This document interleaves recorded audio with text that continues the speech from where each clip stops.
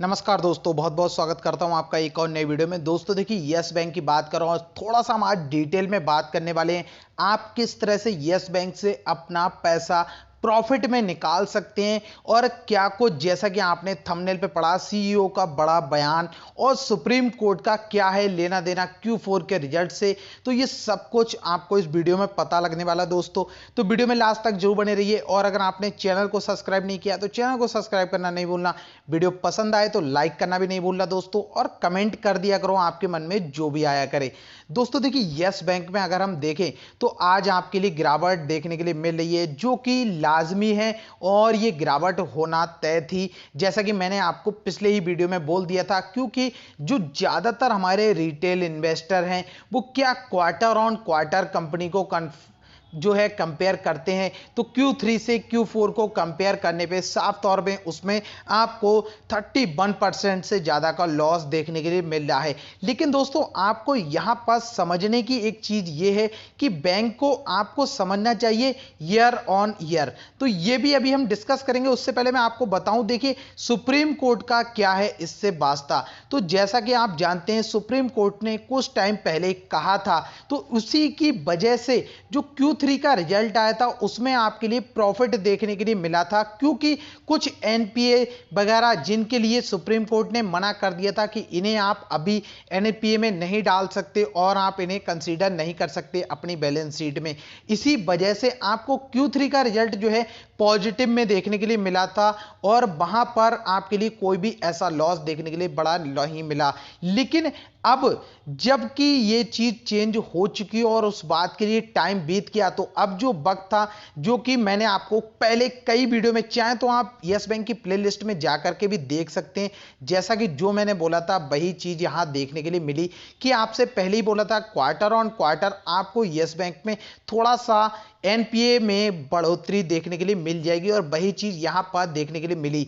और वो क्या था, जो पहले के एनपीए थे, देखिए अभी नए एनपीएस नए क्रिएट नहीं हो रहे हैं इतने ज्यादा जितना कि आपको यस बैंक के फाइनेंशियल में देखने के लिए मिला। लेकिन बैलेंस शीट में जो अभी एनपीए आपको बढ़ते हुए नजर आए वो पुराने एनपीएस थे जो अब कंसीडर किए गए हैं बैलेंस शीट में। तो दोस्तों यहां पर आपके लिए देखने वाली बात यह है, अगर हम ईयर और ईयर के हिसाब से देखें तो ईयर ऑन ईयर आपको 36% से ज्यादा की प्रॉफिट देखने के लिए मिला है बैंक में। तो इसका मतलब क्या है कि bank year on year positive he perform कर रहा है। लेकिन क्वार्टर ऑन क्वार्टर क्या है, जो पास्ट के इनके खराब डिसीजन और गलत तरीके से बैंक के साथ जिस तरीके से पैसा उसका बांटा गया, तो उसे बांटना ही बोलेंगे, जिस तरह से फ्री में दे दिया गया, जो आज इन्वेस्टर्स के लिए सबसे बड़ी प्रॉब्लम दे रहा है एनपीएस। तो वही चीज यहां पर आपके लिए देखने के लिए मिली, और इसी वजह से आपको यही चीज एचडीएफसी बैंक में भी देखने के लिए मिली।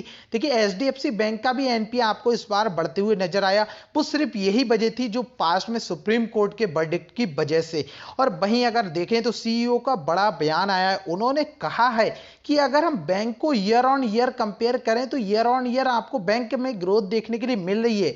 जैसा कि उनका प्लान है, 2024 का विजन लेके चल रही है बैंक, तो 2024 तक बैंक का प्लान है। जितना उन्होंने अभी ये लॉस पोस्ट किया है ना, इस सारे लॉस के लिए वो इसको प्रॉफिट में बदल देंगे। मतलब जितना कि उन्होंने लॉस यहां पर पोस्ट किया है ना, इतना सारा का सारा लॉस जो है बैंक प्रॉफिट में आ जाएगी, और जितना भी उन्हें टैक्स में, ये देखिए जितना भी लॉस हुआ है ना, ये सारा का सारा टैक्स में बेनिफिट देने वाला है।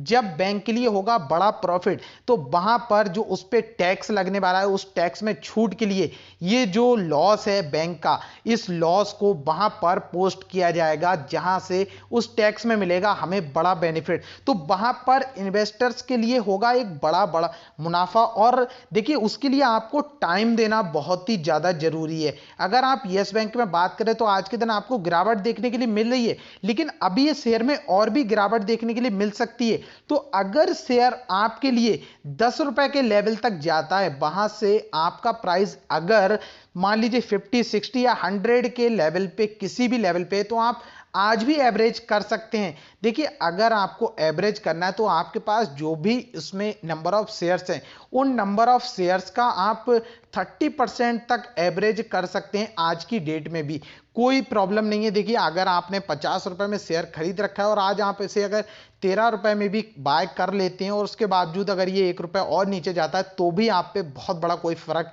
नहीं पड़ने वाला है, क्योंकि आप ऑलरेडी बहुत बड़ा लॉस उसमें पोस्ट करे हुए हैं। लेकिन वहां से आप अगर इसको विजन लेके चलेंगे, आप मिनिमम 5 ईयर के प्लान के हिसाब से अगर यस बैंक में चलते हैं तभी आप यस बैंक से बड़ा मुनाफा कमा सकते हैं। अब देखिए एक चीज मैं आपसे और कहना चाहूंगा दोस्तों, मान लीजिए आपने यस बैंक में 1 लाख रुपए या फिर 10,000 रुपए भी इन्वेस्ट किए हैं। एक छोटी सी अमाउंट लेके चलते हैं, मान लीजिए आपने 10,000 रुपए यस बैंक में इन्वेस्ट किए हैं और उसके बाद क्या आपने यस बैंक में आपका बैंक अकाउंट है? क्या आपका यस बैंक में किसी भी तरीके का कोई लेन देन है? अगर नहीं है तो आप खुद से समझ सकते हैं, जब आप इसके इन्वेस्टर हैं लेकिन आप बैंक में बिल्कुल भी कोई भी अपनी साझेदारी नहीं दे रहे हैं, अपना कोई भी तरफ से उसमें पैसा जमा नहीं कर रहे हैं, कुछ भी लेन देन नहीं कर रहे हैं, तो बैंक के लिए कहां से इतना बड़ा प्रॉफिट होगा? जैसा कि बैंक का जो विजन है 2024 का, जहां पर वो अपना कस्टमर बेस 3 गुना करने का उनका प्लान है, तो उसमें आप भी भागीदार बनिए। अगर आप दूसरी बैंक्स में इन्वेस्ट किए हुए तब आप वहां पर अपना अकाउंट चलाइए। और रही बात बैंक में, आप सोचिए कि पैसा आपका डूब जाएगा या फिर बैंक ही डूब जाएगी, तो अगर ऐसा पॉसिबल होता तो ये बहुत टाइम पहले हो चुका था। वापस से गवर्नमेंट इसके लिए ऊपर ले जाने की कोशिश नहीं करती और इस समय बैंक के पास अगर वो कोई भी आगे के लिए काम करते हैं तो उनके पास इसके लिए फंड की व्यवस्था है।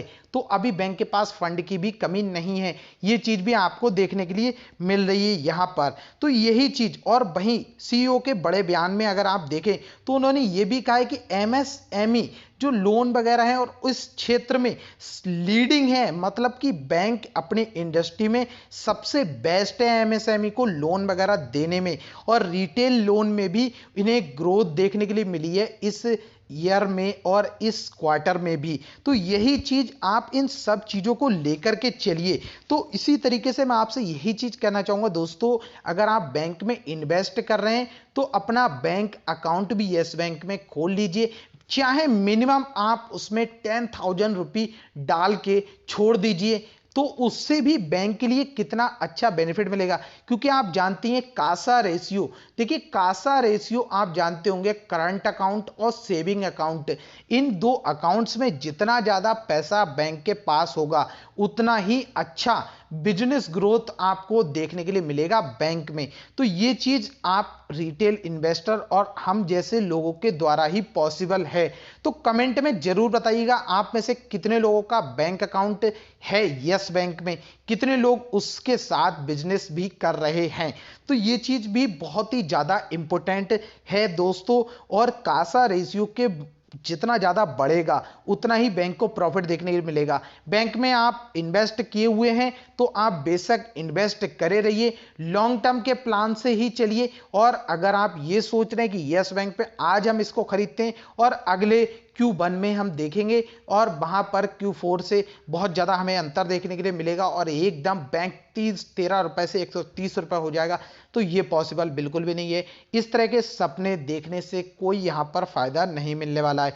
तो दोस्तों देखिए, इन सभी बातों को एक अच्छे से समझने के बाद ही आप अपना इन्वेस्टमेंट करिए, और बहुत बड़ा इन्वेस्टमेंट किसी भी छोटे स्टॉक में या पेनी शेयर्स में नहीं करना चाहिए। लेकिन हां, अगर आप रियल में मल्टीबैगर रिटर्न चाहते हैं तो आप 5 साल के हिसाब से अपना पैसा डालिए, उसके बाद आप इसको सही प्राइस पे बाय करके चलिए, उसके बाद आप उससे बड़े रिटर्न्स निकाल के ले जा सकते हैं। तो दोस्तों यही थी आज के लिए बड़ी खबर और आपके लिए एक अच्छी इंफॉर्मेशन जो कि शायद से आपके लिए बेनिफिट दे। तो दोस्तों वीडियो आपको पसंद आई हो तो लाइक करना, नहीं पसंद आई हो तो कमेंट में जरूर बताना क्या आपको बुरा लगा दोस्तों।